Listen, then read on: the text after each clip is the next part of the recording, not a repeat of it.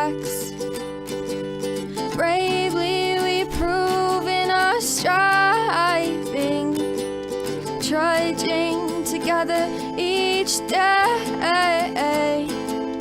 Where there's a will, there's a way.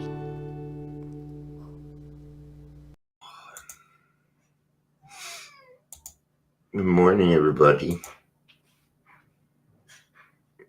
Meow. You've been meowing for hours, dude. I don't know what you want. I keep trying to give you love, but you don't want it. Talking to my cat. Talking to my cat. Come here. Come here, Bastion. Come here. Oh, upside down, kinda. There you go. There you go. You just need to be in a lap and petted, huh? What's wrong? You feel lonely today? I mean, fuck, you woke me up for attention. My cats don't wake me up to be fed. They're already fed. I don't feed my cats. I mean, I do, but be feeding them twice a day like that. No, when they're kittens, all you need to do is get one of those food serving things with a bunch of food in it. They will regulate themselves. Okay? So wet food you gotta be careful of. I don't give my cats wet food, not very often. Nope. Once a year. They do get healthy treats and things. They're already fat enough, right? So today it's going to be kind of neat because we get to read out of AA Comes of Age. And anytime that I can grab other literature that's outside of the 12 by 12 or the big book, I always do, because it gives us a different purview. And, you know, that's why it's good to hit different meetings sometimes. That's why it's good to kind of mix up what you're doing. Maybe hear some other people talk. There's a lot of stuff out there. There's a lot of different people with a lot of different stuff. So get out there and see it. Enjoy it more. This is the cup that I got for Adams County. Yeah. Pretty solid cup, man.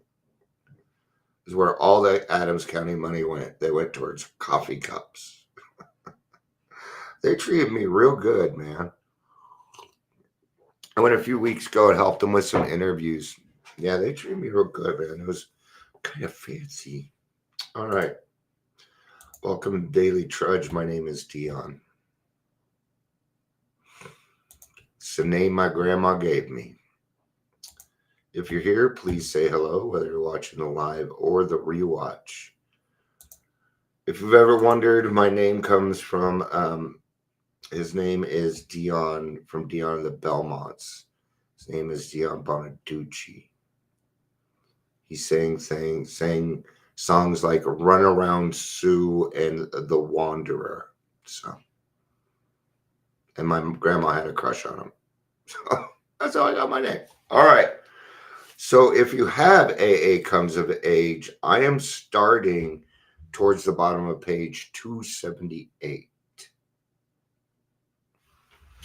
I'll take a drink here so that you may get to the page if you would like to follow along. All right.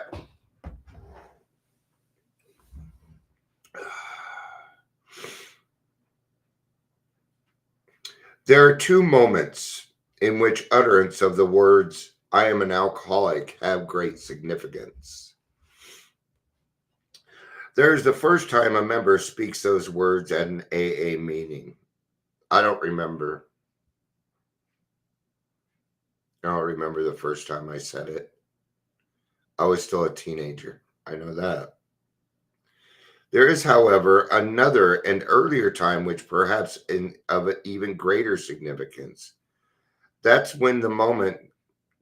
is the moment when a man says to his sponsor in the darkness and the desperation of his soul, I am an alcoholic. And this moment points to another paradox in AA. Hi, Ingrid. The paradox is that the member of AA approaching his suffering brother, alcoholic brother, not from the superiority and strength of his position of recovery, but from the realization of his own weakness. Ooh. I know my weaknesses. You bet. I know my weaknesses. I know how dangerous I am.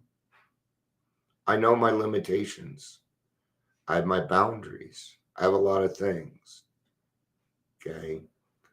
But the biggest gift that I have is the fact that I'm an alcoholic. It's the biggest gift that I have. Not that I've been given, that I have. Because with it, I can avert misery and death for others. Okay. That is power. Okay. That is God-given power. It is earned, not given.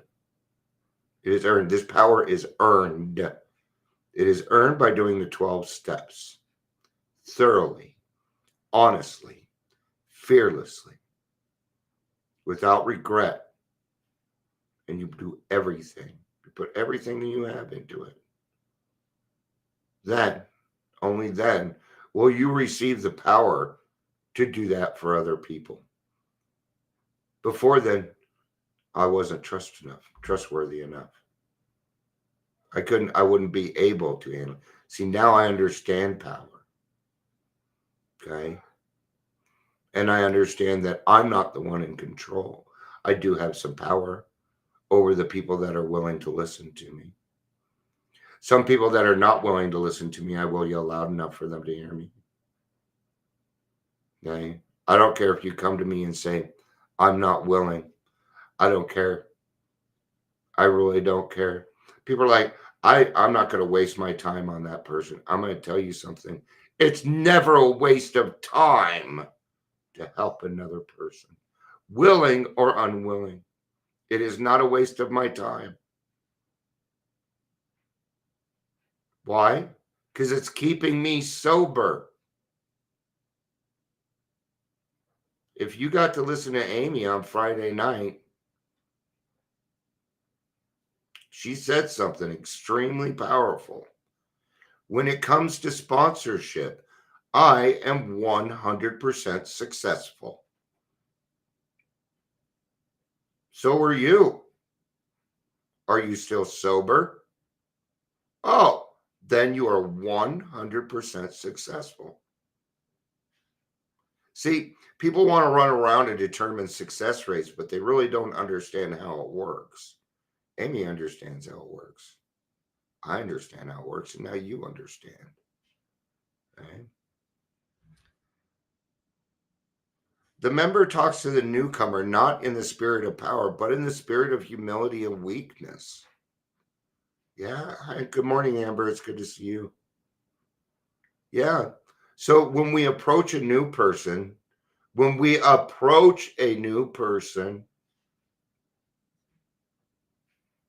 are we doing? We're meeting them where they're at, right?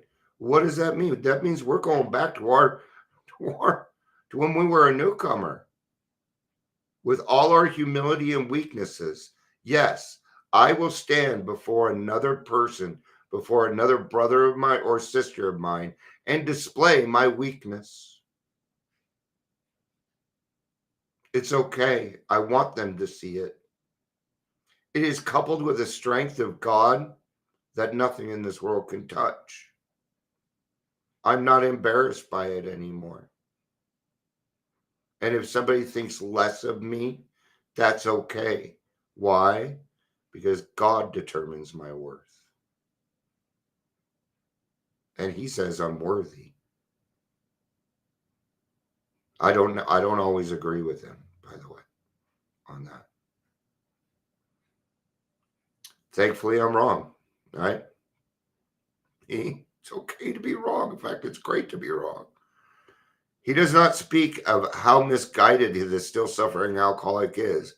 He speaks of how misguided he once was. He does not sit in judgment of another, but in judgment of himself as he had been. Okay? There have been people that have told me this person is not willing. And then I get them to a meeting. I don't ever want to hear it. See, the moment that I make the decision that somebody is unwilling, I'm not going to help. Okay? It's kind of like in sales. They're like, go after your peers. And no, if you get into a sales job, don't go pitch your parents. Don't go pitch your family, because you will do them a disservice. You will only do half of it. You will half-ass it. I've been in sales a long time, and I know you're going to half-ass it because they're your family. They're going to understand. They're going to buy from you. All right.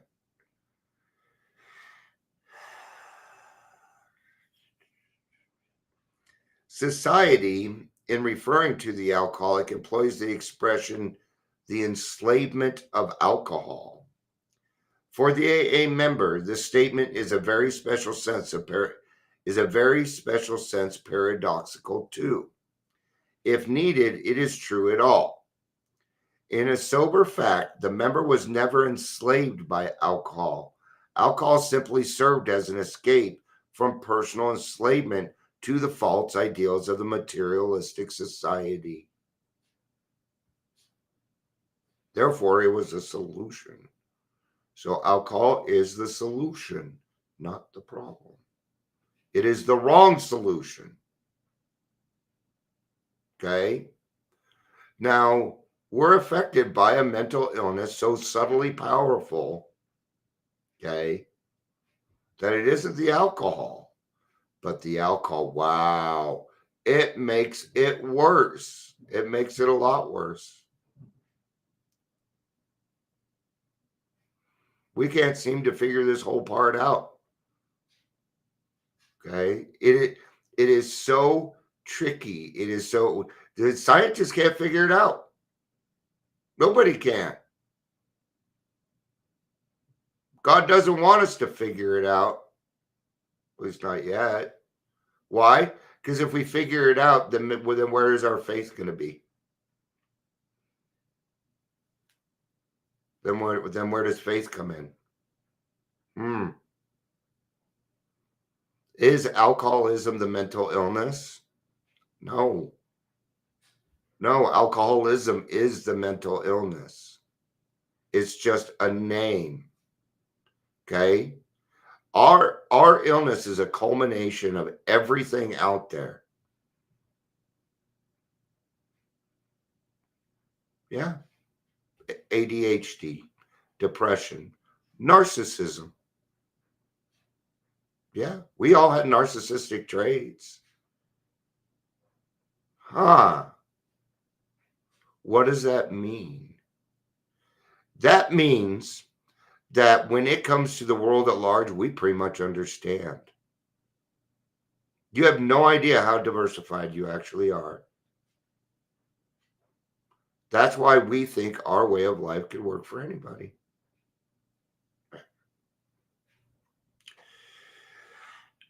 Yet, if we accept society's definition of an alcoholic's earlier state as enslavement by alcohol, the AA member can no longer resent it, for it has served him. For it has served to set him free from all the materialistic traps with which the paths through the jungle of our society are set. For the alcoholic first had to face materialism as a disease of society before he could free himself of the illness of alcoholism and be free of the social ills that made him an alcoholic. Now you know why it is so important that we stay away from worldly clamors. That is the reason why AA has no say on outside issues, because most of them are bullshit. And we realize that. Even being woke, bullshit. It causes division. Anytime you form a group that goes against another group, it creates division. Women's rights creates division. was. I know you can open the damn jar yourself. Well, go get a butter knife, rack it around there, or you bring it to me and I'll open it right up. Right? Okay. See, I'm a little old fashioned with some things. Okay. I'll give you a great example. The gutters. It's not my wife's responsibility. It's my job. Protecting the house. My job. Okay. And we need to understand these things about ourselves. Because when we understand ourselves and we understand how dangerous we can be, when we figure out what our limitations are with things, that's when we can start to bring people into our lives to complement what we're doing. Yeah. That's okay. I'm gonna read this and then I'm gonna wrap up. So, and I might be back later. I don't know. I'm kind of grumpy today. You know what? I'm beat. I'm really tired, but I feel like working on the club today. So as the days pass in AA, I ask God to guide my thoughts and my words that I speak. In this labor of continuous participation in the fellowship, I have numerous opportunities to speak. So I frequently ask God to help me watch over my thoughts and my words, that they may bring the true and proper reflection of our program, to focus my aspiration once again to seek his guidance, to help me be truly kind and loving, helpful and healing, yet always filled with humility and free from any trace of arrogance.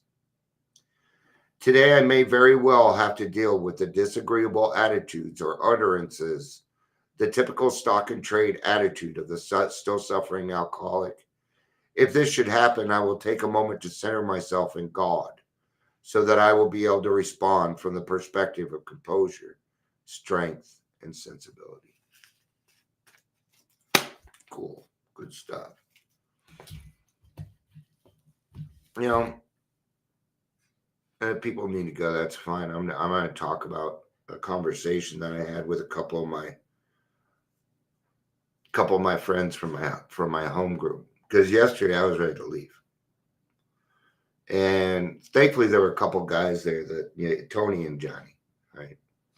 Just by the name, they're cool. And yes, they're both got the New York attitude, which I needed.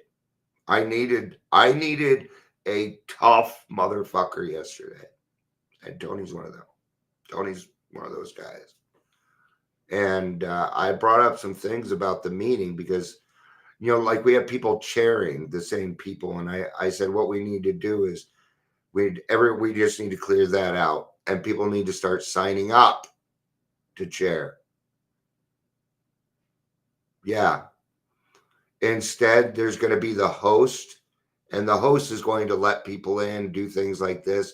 But the host will no longer be chairing. The chairperson will be an entirely different service position. All they do is chair. They're not a co-host. They're not a host. So see how we're taking out, because it seems so daunting. It seems so huge, but it's not. So we're going to say, hey, we're not going to ask you to commit to 6 months. Can you chair on Thursday? That's how AA is supposed to work. AA, as such, should not be organized. The problem when we put people in positions like that is they don't give them up. And this next Saturday, I'm going to the meeting and I'm firing most of them.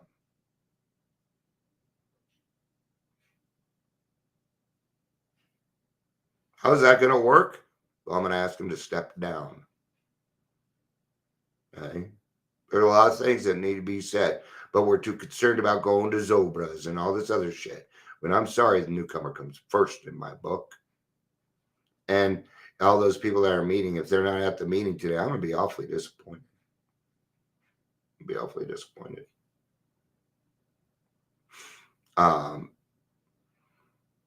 Don't be afraid to stand up what's right for your home group, man. Okay? I see a lot of screwing around in meetings. And I'm there, I think it's great we can have fun. I really do. But that is for before the meeting and after the meeting. It really is. And it's quite distracting when you're sitting there trying to listen to somebody and all these swear words start popping up in front of you like motherfucker. I'm sorry, but I find that rude. I find it very rude. If you were an in-person meeting, would you be doing that shit? No? Huh. Personally, I think chat should just be turned off because it's side talk. It's side talk. Okay? It's not any different. If you were sitting in a meeting and two people were whispering back and forth during the meeting, would you be okay with that? Okay, then why are we okay with it in Zoom meetings? Why is that acceptable? That's not okay. People are there to share their experience, strength, and hope. And if you're too busy coming up with the next line for everybody to be funny around, then I'm sorry, you're in the wrong fucking place. You're not listening. If you're typing, you're not listening. I can't do it. You can't do it. I know you can't. Don't tell me that you can type, come up with an idea, and listen to that person. What if we do this? Show some respect. When we do that, you hold space for people, and then it won't just be the same people talking the same stuff every single time. Most Zoom meetings have become a mutual admiration society, including my home group. Yeah, I'm involved with one right now, and it's very distasteful. I don't like it because in my gut, I know it's wrong. I want to have fun too. I do. I love screwing around in class. I was the class clown. I love it. But I also know this, that if I come to a meeting and take my time to do that, I want people to be listening. When you're talking, I'm listening. Don't I deserve the same respect? Just say it. All right. All right. And then there's to each their own. But every AA group is autonomous, but it gets to a point where it's no longer an AA meeting. You are Celebrate Recovery. If that's what you want, then get rid of the AA name and go do Celebrate Recovery. They talk over each other. Even when somebody says, "Hi, I'm blah blah blah," right? And only the co-host can unmute and say, "Great job," and no, keep your. If the whole group can't unmute, shut your fucking mouth. We call that privilege, and it's being abused. And then people are like, well, I want to be a co-host, so I can do that. And now they're focused on being a co-host instead of the 12 steps of finding a sponsor. So people are looking for fucking direction. I've actually been getting complaints about the 3 o'clock and the lack of direction from newcomers. And the 3 o'clock is better than most meetings that is very opinionated, by the way. This whole thing is. All right. I wanted to get that off my chest a little bit. So now I'm sure I'm going to go to a noon meeting. I want to find a different noon meeting today, though. All right. I love you all. Thank you for being here. I appreciate it. I love you. Peace out and have a day.